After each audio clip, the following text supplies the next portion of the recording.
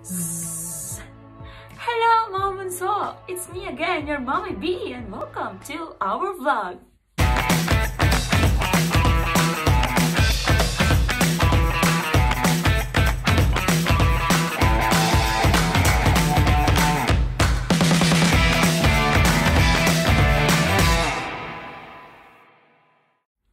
So, for today's vlog, which was requested by my beloved cousin, Charlene Sanglay, shout out to you, we'll talk about oral defense tips.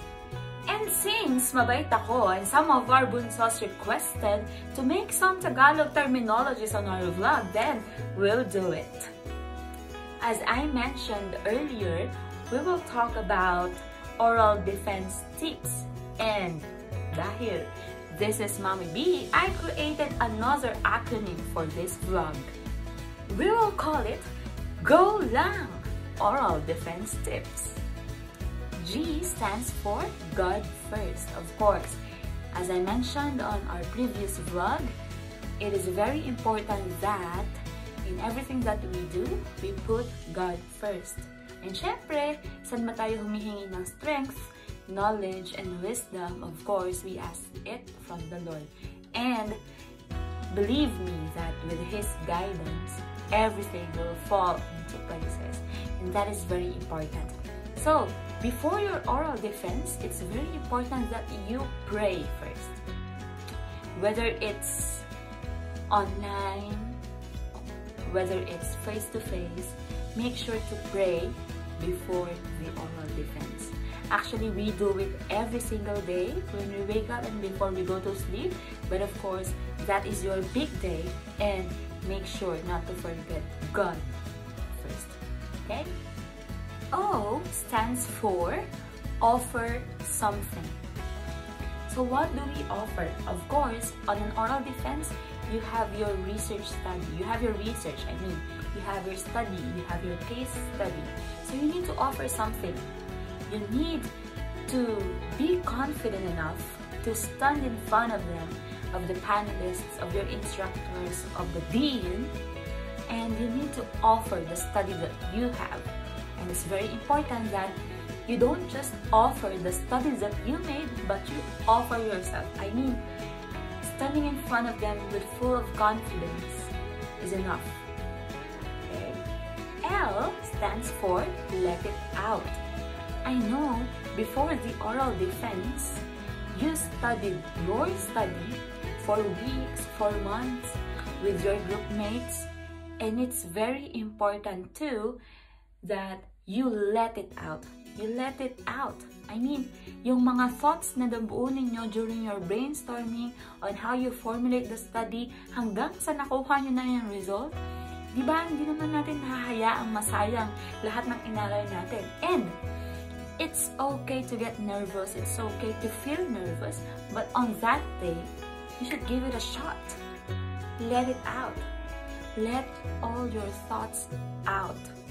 Huwag kang matakot. And just a recommendation, it's better to familiarize the things that you will tell on the oral defense instead of memorizing it. Why? Because when you memorize something and you forgot a single word, mental block ka na. Diba? So, wala, maiinto ka. Paano na yung let it out? Diba? But when you familiarize yourself into something or on the thoughts written on the assigned part to you of the study, then boom! The thoughts, the flow of thoughts on your mind or inside your mind will go into places because you know every single thing about it. Kahit upside down pa yan, when you familiarize yourself on all the parts of the study,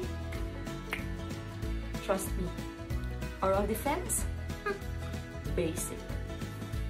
A stands for answer questions straight to the point. This is one of the most basic. This is what I always tell to my former students whenever they're asking me of some tips on how to overcome the oral defense. Answer questions straight to the point. Kung anong tanong, yun lang ang sagot. Huwag kang mag-offer ng something or huwag kang mag-open ng something na alam mong ikabubutas ng study mo. Diba? Bakit ka magsasabi ng mga bagay na hindi naman tinatanong? This is research and it needs to be technical. Diba? You learned about it, you familiarize yourself on the things written on the study, you offer yourself confident enough to stand in front of them. Pero, pagdating sa Q&A, trust me, you need to answer the questions straight to the point. Walang paligoy-ligoy pa. Just answer it straight to the point. Halimbawa, the question is, what is the significance of your study? I know it's written on your research. So, boom! What's the significance? That's the keyword. The significance of your study is to allow students identify the different blah blah blah blah. Boom. Period. That's the end of it. It's enough. Do not let your answers offer something for a follow-up question na hindi na ikakatakot mo na baka hindi mo alam kung ano yung sagot. Yun lang yan. Just keep your answers short and concise. Short, concise, and of course, meaningful. N stands for never doubt. You answered the question. Don't ever let the panelists feel that you doubt your answers. When your groupmate answered, never doubt your groupmate. Kasi, di ba, you studied about it, you had your brainstorming about the study, so you don't need to doubt. Just put some faith on your groupmates, on the study, and on the things that you have studied and know. Okay? Just never doubt. When you answered it, just like I told you on the second one, offer something. You offer yourself to them full of confidence. So why doubt yourself? I know it will be hard, especially for those people who are not into speaking and into explaining something. But if you know it, if you studied it, if you familiarize yourself about it, boom, why doubt yourself? And always remember, even though not on an oral defense, do not ever doubt yourself. Do not ever doubt yourself. Kasi we have our abilities which are not the abilities of the others. I mean, we are all different in all our ways. So never doubt yourself. And trust me na ang paniniwala sa sarili mo for you to gain confidence ay magsisimula sa'yo. Paano ka paniniwalaan ng ibang tao kung ikaw sa sarili mo, hindi mo pinaniniwalaan yung sarili mo? And that's how it goes on an oral defense. If the panelists knew that you are in doubt of your answers, boom! May-mental block ka kasi magtatanong about the study, kahit alam mo yung sagot mo, may-mental block ka kasi yun ang nakita sa inyo, na you doubt your answers. So never, ever doubt. Okay. G stands for group effort. In some schools, there are researches or case studies which are done individually. But for most of the schools, they do it as a group. So, dahil as a group, you should work as a team. Because this is group effort. Kahit nag-away-away kayo during the formulation of the study, habang ginagawa yung study, hanggang sa makakuha kayo ng result of the study. Kahit nag-aaway-away kayo kasi si ganito mas maraming ginawa, si ganito mas maraming ginawa. Pero diba, natapos nyo at mas pinili ninyo na mabuo yung study over mag-away-away kayo. Kasi, sabi ko nga sa previous vlog ko, competition has no room at this time. What we need to have is to help each other. Okay. Going back, group effort. when it means group effort,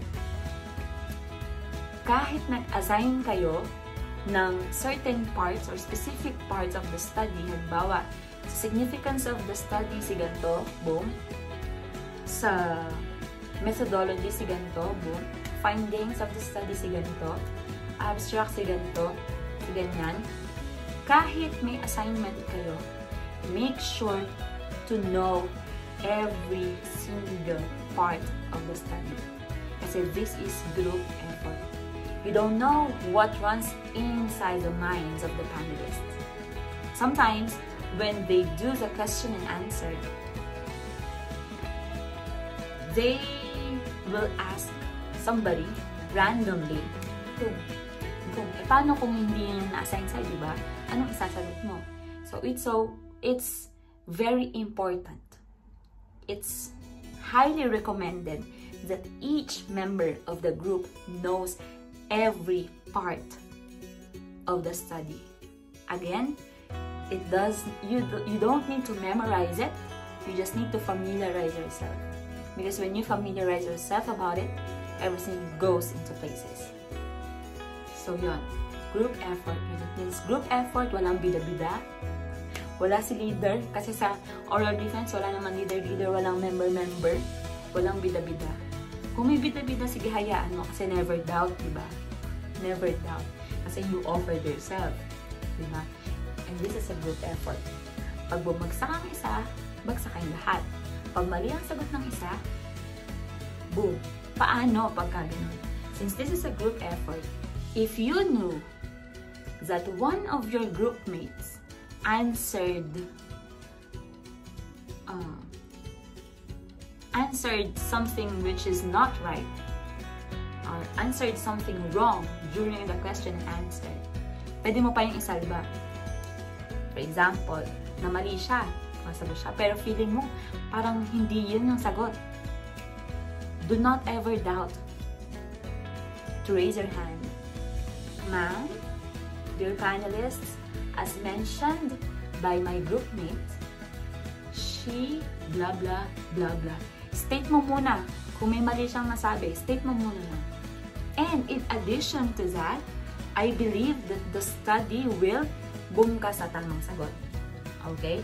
Even though it might appear a little bit contrary, it just depends on how you deliver it. I-relate mo lang kung ano yung nagkamali siya, papunta doon sa kung ano yung tama. Kasi this is group effort. Again, this is group effort. Yun. Kaya mo. So there, that is go lang! Oral defense tips. G stands for God first. O stands for offer something. L, let it out. A, answer questions straight to the point. N, never doubt. And G, group effort. Ayun, so I hope this video helped you out on your oral defense. Alam nyo, in an oral defense, nakakakaba, oo, kasi we do not know what might be the questions of the panelists. Pero, just to give you an overview, ano-ano nga ba yung mga possible questions na tinatanong during an oral defense? I was once part of an oral defense team, I mean the panelists, and most of the time what we ask is, what is the study all about? This is number one. What is the significance of your study? What is the research methodology that you use? Why did you use that methodology? What else? Who will benefit on the study? Diba? Kasi, sino nga ba yung mag-benefit? Bakit niya ginawa? What's the difference of your study from the previous studies? What was the finding of the study? What could be your recommendation after you knew after you found out the result of the study? And then, what is the role of your study to aid started consumers? I mean, iba-iba kasi yung researches natin. So, sino magbe-benefit? Gaya ng na-mention ko. And of course, what were the problems that you encountered during the formulation of the study? In case na there are some questions which are a little bit tricky for you, just look for a keyword on it and then try to answer. Never ever have dead air during the oral defense. It's a no-no. Dapat walang dead air. Kapag may tanong, boom, answer questions straight to the point. Kapag alam mo hindi mo alam ang sagot, just give an answer. Just give it a shot. Let it out. Kung ano yung naisip mo, let it out. And offer something, which means you should deliver it with confidence. Okay? And lastly, in case that you need help, especially on the revision of the study, question and answer, parang mock oral defense, I could help you out to that para ma-practice ninyo na hindi na kayong group mates. And it's very important that you talk about it. And one tip as well is try to ask each other. Before the oral defense, you as a group, kasi this is a group effort, you as a group, kailangan magbatuhan din kayo ng questions. Isip din kayo ng mga possible questions kasi you know your professors, you know your deans, di ba? And you know for some time how their mind goes. So, during the recitation, observe nyo naman yun. So, ano kaya yung posibleng tanong ni ma'am, posibleng tanong ni sir? It will help you. And you should list down the answers. So, ayun na nga. That's the end of our vlog. I hope I have given you something again on this vlog. And if ever you need help, like mock oral defense, just feel free to approach me. If you need some grammarian, just feel free to approach me. If you need somebody to help you out on your English subjects, whether it's on writing, reading, speaking, just feel free to approach me. Wala namang bayad. Siyempre, we are just offering ourselves. I'm just offering myself for help on the way that I can.